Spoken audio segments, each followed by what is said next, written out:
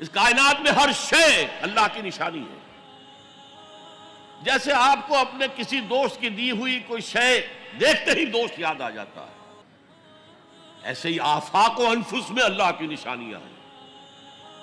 تمہارے اندر بھی اللہ کی نشانیاں ہیں. ذرا توجہ تو کرو، آفاق کو دیکھو، کھول آنکھ، فلک دیکھ، زمین دیکھ، فضا دیکھ.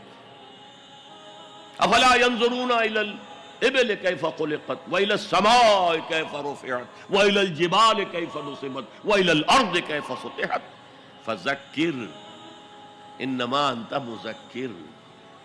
کیا یہ دیکھتے نہیں، غور نہیں کرتے اونٹ کو کیسے پیدا کیا گیا، کتنا اپنے ماحول کے ساتھ مناسبت رکھتا ہے. 7 دن نہ کچھ کھانے کو ملے نہ پینے کو ملے، اسے کوئی پرواہ نہیں. اس صحرا لقد صحرا کا جہاز، وہ دیکھتے نہیں آسمان کیسے بلند کر دیا گیا، دیکھتے نہیں پہاڑ کیسے گاڑ دیے گئے، دیکھتے نہیں زمین کیسے پھیلا دی گئی. اے نبی آپ یاد دہانی کرائیے، یہ نشانیوں کی طرف متوجہ کر دیجئے. آپ سوائے یاد دہانی کرانے والے کے اور کچھ نہیں ہے. آپ کے ہاتھ میں اختیار نہیں ہے کہ آپ اللہ کو منوا لیں. یہ تو تمہارے اندر سے، فطرت سے ابھر کر گواہی آئے گی.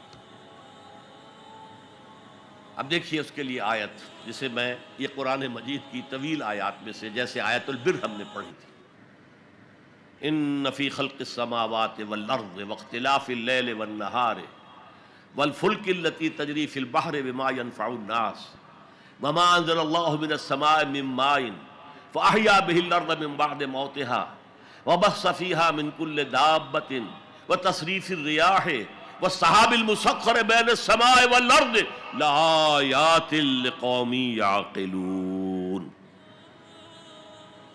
یقیناً آسمان اور زمین کی تخلیق میں، رات اور دن کے الٹ پھیر میں، اس کشتی یا جہاز میں کہ جو ایسا سامان لے کر چل رہی ہوتی ہے جو لوگوں کو نفع پہنچاتی ہے، اور وہ جو اللہ نے آسمان میں سے پانی اتارا اور اس سے زمین کو اس کی موت کے بعد زندہ کر دیا اور زمین میں پھیلا دیے ہر طرح کے جاندار، اور یہ ہواؤں کا چلنا اور یہ بادل جو مسخر ہے زمین و آسمان کے مابین، ان میں سے ہر ایک نشانی ہے، پہچانو. کیا مطلب؟ تم نے کسی مصور کی تصویر دیکھی، تعریف تصویر کی کرتے ہو یا مصور کی کرتے ہو؟ مصور کا کمال ہے، تصویر میں کیا ہے؟ ہاں وہ اپنے منہ سے بول رہی ہے، اپنی زبان حال سے اپنے بنانے اپنے مصور کی تعریف کر رہی ہے. تو کائنات کا ذرہ ذرہ اللہ تعالیٰ کی نشانیوں پر ہے. شیخ سعدی نے کہا، بڑا پیارا شعر ہے، برگ درختان سبز در نظر ہوشیار ہر ورق دفترست از معرفت کردگار. یہ جو سبز درختوں کے پتے ہیں، ایک نگاہ ہوشیار جو کہ ان کی حقیقت کو پہچان سکے، اس کے نزدیک ہر پتا معرفت کردگار کا ایک بہت بڑا دفتر ہے.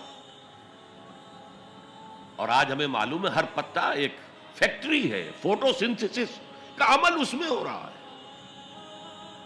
سورج کی انرجی کو جذب کیا جا رہا ہے.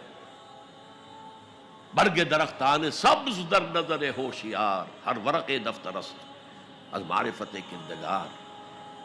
وہ جو آیت میں نے آپ کو سنائی اسے میں نے نام دیا ہے آیت الآیات. اتنی آفاقی آیات کسی اور آیت میں جمع نہیں کی گئی جتنا بڑا گلدستہ ہے یہاں. ان فی خلق السماوات والارض واختلاف اللیل والنہار والفلک التی تجری فی البحر بما ينفع الناس وما انزل اللہ من السماء من ماء فاحیا به الارض بعد موتها وبث فیها من کل دابۃ وتصریف الریاح والسحاب المسخر بین السماء والارض لآیات لقوم یعقلون. دوسری طرف تمہارے اندر بھی ہے، سنوریہم آیاتنا فی الآفاق وفی انفسہم.